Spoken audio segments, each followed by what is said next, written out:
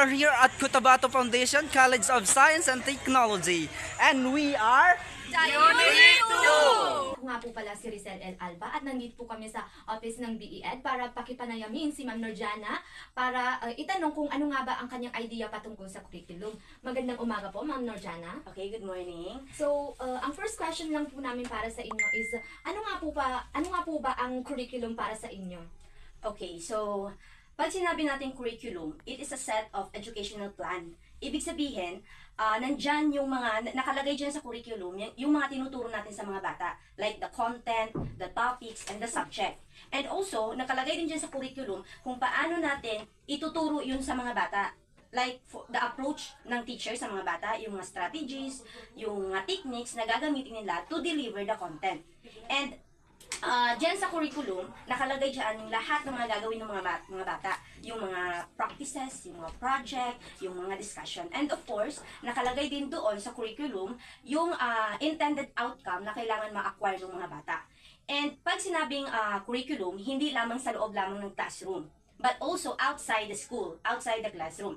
Like for example, yung field trips ninyo, educational tour, yung mga seminar, workshop, belong yan siya sa, or kasali yan siya sa curriculum. And that is what we call the broad curriculum, pangkalahatan. Paano pong napasok yung salitang syllabus sa isang curriculum? Okay, so for me, I think napasok ang syllabus sa salitang curriculum kasi connected yung dalawa. Ang pinagkaiba lang nila, yung curriculum is broad siya. Pero ang syllabus is more detailed part of the curriculum. Ibig sabihin, yung syllabus ay parte siya ng curriculum. Like for example, sa curriculum ng Bachelor of Elementary Education, meron kayong kurso na Physical Education.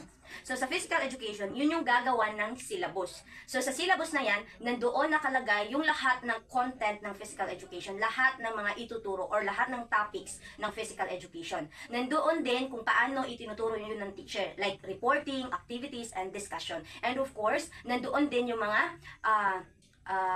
outcome. Kailangan nakalagay doon yung intended outcome na dapat ma-acquire ng bata. Kaya nga nasabi siyang connected. Kasi parang pareha lang siya. Detailed lang yung syllabus, but the curriculum is broad. Magandang umaga sa ating lahat. Ako po si Romeo Agaw at kami ang ikalawang pangkat. Ngayon, nandito po kami para ipanayam si Sir Arik Ismail patungkol po sa curriculum. Magandang umaga po, sir. Magandang umaga naman. Para sa inyo po, sir, ano po ang curriculum? So, ang curriculum ay, yan po yung tinuturo ng instructor or professor sa college, iba na college ang tinuturo. No?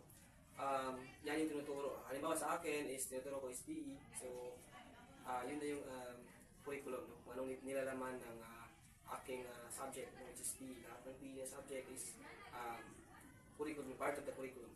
Ako nga pala si Rizel L. Alba at para po sa akin, ang curriculum ay isang set of course.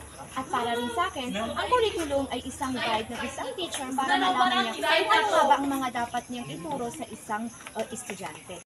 Magandang umaga sa inyong lahat. Ako nga pala si Johaira Ali. So para sa akin, ang curriculum is isa itong guide ng mga teachers. So ang curriculum is napasok dito yung mga layunin, pamamaraan ng isang teachers at mga materialist. Umaga sa inyo lahat. Ako nga pala si Sarah K. Asab. So para sa akin, ang curriculum is ito yung nagiging guidance ng mga teachers para sa pagtuturo sa kanilang mga students or sila yung nagiging implementers sa pagbibigay learning sa mga student.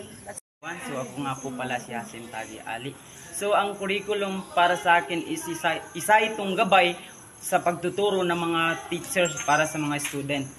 So for me, ang CHED ang nagbibigay policy sa curriculum at ang nag-i-implement naman ng curriculum. Magandang umaga sa inyong lahat. Ako nga pala si Amira Angay.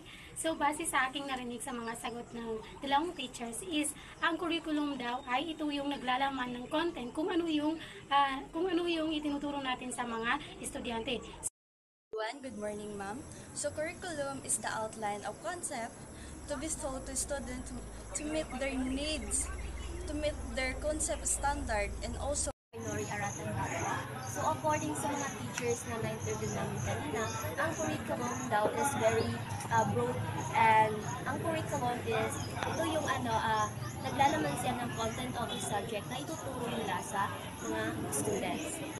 About curriculum is all about the structured program which is siniset siya ng school or the kagaya ng example kay Chad is siya yung nagpapatupad or nagbibigay ng isang curriculum. So, good morning to each and everyone. So, the curriculum is constantly adapted to meet the needs and requirements of the students.